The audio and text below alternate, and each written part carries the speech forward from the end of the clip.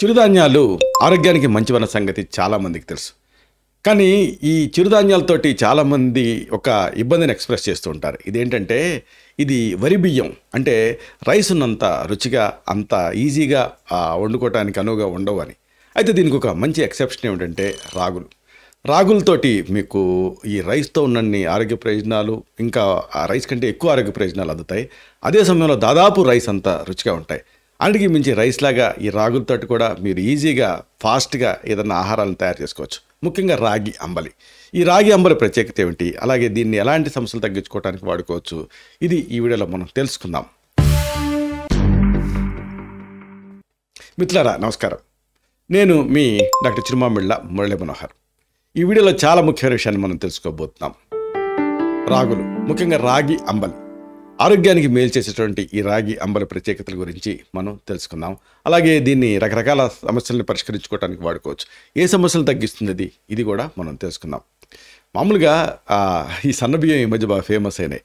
ఇప్పుడంటే ఇలాగ సన్నబియ్యం తింటున్నాం కాబట్టి, కానీ మా చిన్నప్పుడు రాగులు, జొన్నలు, కొర్రలు ఇలాంటివి తినేవాళ్ళం అని మన తాతలు ముత్తాతలు చెబుతూ ఉండేవాళ్ళు.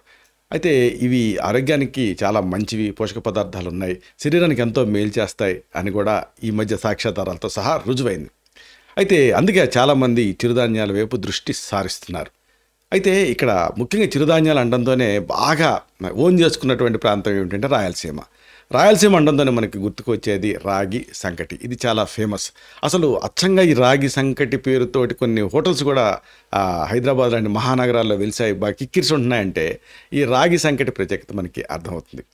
రాగులతో చేసినటువంటి ఈ అంబలి తాగటం వల్ల అనేక ఆరోగ్య ప్రయోజనాలు, ఒకటి కాదు రెండు కాదు. రాగుల్ని ఫింగర్ మిల్లెట్ అని కూడా అంటారు. దీని ప్రత్యేకత దీంట్లో కాల్షియం ఉంటుంది, ప్రోటీన్స్ ఉంటాయి, ఫైబర్ ఉంటుంది, ఇలాగ ఎన్నో ముఖ్యమైనటువంటి ఖనిజాలు దీంట్లో పుష్కలంగా ఉంటాయి. ముఖ్యంగా ఈ రోజుల్లో పెద్ద సమస్య వెయిట్ లాస్. ఈ వెయిట్ గెయిన్ అనేది మీరు బాగా బరువు అయిపోతూ ఆ వెయిట్ని మీరు బాగా తగ్గించుకోవాలనుకుంటే అది ఒక రకంగా సాధ్యం కావట్లేదు. అన్ని ప్రయత్నాలు చేసినప్పటికీ కూడా ఇక అన్ని ప్రయత్నాలు కూడా ఫెయిల్ అయిపోయి చేతులు ఎత్తేస్తున్నారు. ఇలాంటి వాళ్ళకి ఒక మంచి ఆప్షన్ ఏమిటంటే, ఇది బరువు తగ్గాలనుకునే వాళ్ళకి రాగి అంబలి అనేది చాలా దివ్యమైనటువంటి ఔషధం.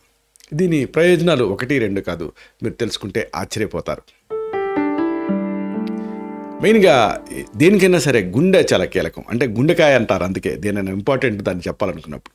ఇలాంటి ఈ గుండె ఆరోగ్యానికి మీకు ఈ రాగి అనేది సహాయపడుతుంది. రాగులలో సోడియం ఇంకా కొలెస్ట్రాల్ అనేది దాదాపుగా ఉండవు. సోడియం వల్ల రక్తపోటు వస్తుంది, కొలెస్ట్రాల్ వల్ల అనేక గుండె జబ్బులు వస్తాయి, ఇది అందరికీ తెలిసిందే. కానీ చాలా మినిమం ఉంటాయి రాగులలో. అధిక సోడియం గుండె జబ్బులకి ఒక ముఖ్యమైన కారణం, ఇది మీకు తెలుసు. సోడియం క్లోరైడ్, అందుకే ఉప్పు అనేది అందుకే గుండె జబ్బులు ఉన్న వాళ్ళకి బీపీని పెంచడం ద్వారా గుండె జబ్బులను ఎక్కువ చేస్తుందన్న సంగతి కూడా తెలుసు. ఇక్కడ ఈ సోడియం అనేది రాగుల్లో చాలా తక్కువ ఉంటుంది. దీన్ని తీసుకోవటం వల్ల ఈ సోడియం అనేది పెరగకుండా ఉంటుంది, నియంత్రణలో ఉంటుంది. అలాగే కొలెస్ట్రాల్ దీంట్లో ఉండదు కాబట్టి గుండె హెల్దీగా ఉంటుంది. రాగుల్లో ఇంకొక ప్రత్యేకత, దీంట్లో ఫైబర్ ఉంటుంది, అలాగే ఇతర పోషకాలు కూడా ఉంటాయి. ఇవన్నీ కూడా మంచి కొలెస్ట్రాల్ అంటే హెచ్డిఎల్ స్థాయిని పెంచడానికి సహాయపడతాయి. అలాగే హెచ్డిఎల్ ఇది బ్యాడ్ కొలెస్ట్రాల్ అని అంటాం కదా, ఈ ఎల్డిఎల్నేమో తగ్గిస్తూ హెచ్డిఎల్ని ఇది పెంచుతుంది. హెచ్డిఎల్ ఏమో అంటే గుడ్ కొలెస్ట్రాల్ అనేది గుండె రక్తనాళాల్లో పెరిగిపోయిన రక్తపు గడ్డల్ని తొలగించడానికి, గుండెని హెల్దీగా ఉంచడానికి సహాయపడుతుంది హెచ్డిఎల్ అనేది, అందుకే దాన్ని మంచి కొలెస్ట్రాల్ అంటారు. అలాగే ఎల్డిఎల్ ఏమో గుండె జబ్బులకి కారణం అవుతూ ఉంటుంది, దాన్ని తగ్గించడానికి ఈ రాగులు సహాయపడతాయి. అనేక రకాల అధ్యయనాలలో ఈ మధ్య జరిగాయి. ఇలాంటి అధ్యయనాల ప్రకారంగా రాగులు శరీరంలో ఉండేటువంటి చెడు కొలెస్ట్రాల్ అంటే ఎల్డిఎల్ స్థాయిని తగ్గించడానికి సహాయపడుతుందని తేలింది. ఈ ఎల్డిఎల్ అనేది గుండె జబ్బులకి కారణం అవుతుంది, ఇది అందరికీ తెలిసిందే. రాగుల్లో ఫైబర్ అనేది పుష్కలంగా ఉంటుంది. ఈ ఫైబర్ జీర్ణక్రియని మెరుగుపరుస్తుంది, అంతేకాదు కొలెస్ట్రాల్ స్థాయిని నియంత్రించడానికి కూడా సహాయపడుతుంది. ఇంకొక ప్రత్యేకత, రాగుల్లో కాల్షియం, మెగ్నీషియం కూడా ఉంటాయి. కాల్షియంతో పాటు మెగ్నీషియం అనేది సమృద్ధిగా ఉండటం అనేది ఇక్కడ కీలకం. ఇది రక్తపోటుని కంట్రోల్ చేయడానికి, గుండె ఆరోగ్యంగా ఉంచడానికి ఇది సహాయపడుతుంది. ఇక ఈ రాగులు రక్తహీనతకి మెయిన్గా యూస్ఫుల్గా ఉంటుంది, ఇది దీని ప్రత్యేకత. రాగుల్లో ఐరన్ పుష్కలంగా ఉంటుంది కాబట్టి రక్తహీనత వల్ల వచ్చేటువంటి అన్ని సమస్యలు కూడా ఈ రాగులు తినడం ద్వారా మీరు పరిష్కరించుకోవచ్చు. కాబట్టి దీన్ని మనం తెలుసుకుందాం. మెయిన్గా ఈ రక్తహీనతని ఎలా కరెక్ట్ చేసుకోవాలి రాగులను ఉపయోగించుతూ, ఇది తెలుసుకుందాం. రక్తహీనత అంటే మీకు తెలుసు, శరీరంలో ఎర్ర రక్త కణాలు తక్కువగా ఉండటం, దీంతో ఆక్సిజనేషన్ అనేది సరిగ్గా అందదు. దీంతో రక్తహీనత తాలూకు అన్ని లక్షణాలు మీకు కనిపిస్తూ ఉంటాయి. ఎర్ర రక్త కణాలు శరీరంలో ఉండేటువంటి అన్ని భాగాలకి ఆక్సిజన్ సరఫరా చేస్తూ ఉంటాయి.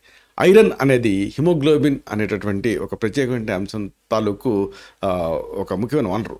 అంటే ఐరన్ అని మామూలుగా అంటూ ఉంటాం, కానీ ఐరన్ అంటే ఏంటంటే హిమోగ్లోబిన్. కాబట్టి హిమోగ్లోబిన్ తయారవడానికి ఐరన్ అనేది సహాయపడుతుంది. ఇది ఎర్ర రక్త కణాల్లో ఉంటుంది. ఇంకొక ఆక్సిజన్ క్యారీ చేయడానికి సహాయపడుతుంది. శరీరంలో ఐరన్ తక్కువ ఉందనుకోండి, అప్పుడు తగినంత హిమోగ్లోబిన్ ఉత్పత్తి కాదు. దీంతో రక్తహీనత అనేది వస్తుంది. రాగులు ఐరన్కి ఒక చక్కటి పరిష్కారం. ఇది దీని ప్రత్యేకత. కాబట్టి రాగుల్ని మీరు ఆహారంలో తీసుకుంటూ ఉంటే శరీరానికి అవసరమైనటువంటి ఐరన్ అందుతుంది. అలాగే రక్తహీనతని దీంతో నివారించవచ్చు. ఇది ఒక ముఖ్యమైన విషయం. అలాగే రాగుల్లో ఐరన్తో పాటు ఇంకా ఇతర అంశాలు కూడా ఉంటాయి. ఈ ఇతర అంశాలు, ఈ ఐరన్ ఇవన్నీ కూడా హిమోగ్లోబిన్ ఉత్పత్తిని పెంచడానికి సహాయపడతాయి. అలాగే ఇంకొకటి విటమిన్ సి అనేది చాలా ముఖ్యం ఇక్కడ.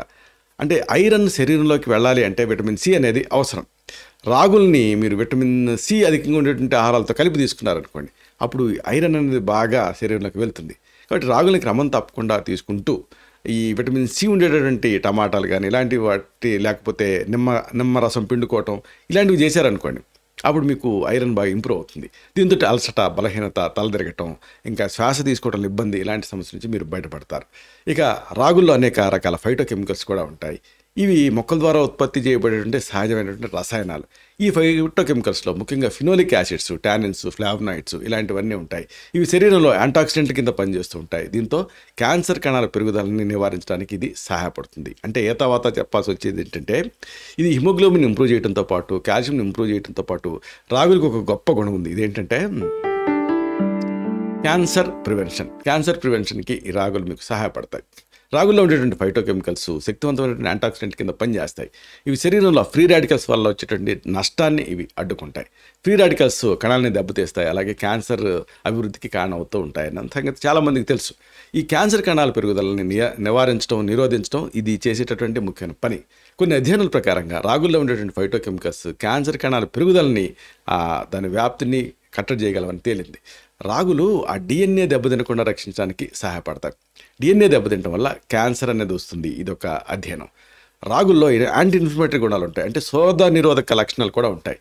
ఇవి క్యాన్సర్ అభివృద్ధిని అడ్డుకోవడానికి సహాయపడతాయి. అంటే ఇన్ఫ్లమేషన్ తగ్గించడానికి హెల్ప్ చేస్తాయి. కొన్ని అధ్యయనాల ప్రకారంగా రాగులు ముఖ్యంగా కొన్ని రకాల క్యాన్సర్ని నివారించడానికి, మెయిన్గా పెద్దపేగు క్యాన్సర్ని నివారించడానికి దీంట్లో ఉండేటువంటి ఫైబరు, ఇతర పోషకాలు ఇవన్నీ కూడా సహాయపడతాయని తేలింది. కాబట్టి కోలాన్ క్యాన్సర్ అన్ని ప్రివెంట్ చేయాలనుకుంటే మీరు రాగులను ఆహారంగా తీసుకోవాలి. ఇంకోటి ఏంటంటే రొమ్ము క్యాన్సర్ కూడా. రాగుల్లో ఉండేటువంటి ఫైటోకెమికల్స్ రొమ్ము క్యాన్సర్ కణాల పెరుగుదలను కూడా కంట్రోల్ చేయడానికి సహాయపడతాయని తేలింది. ఇదంతా ఒక ఎత్తు అయితే, ఒక అద్భుతమైన ఉపయోగం ఈ రాగులతోటి ఉంది.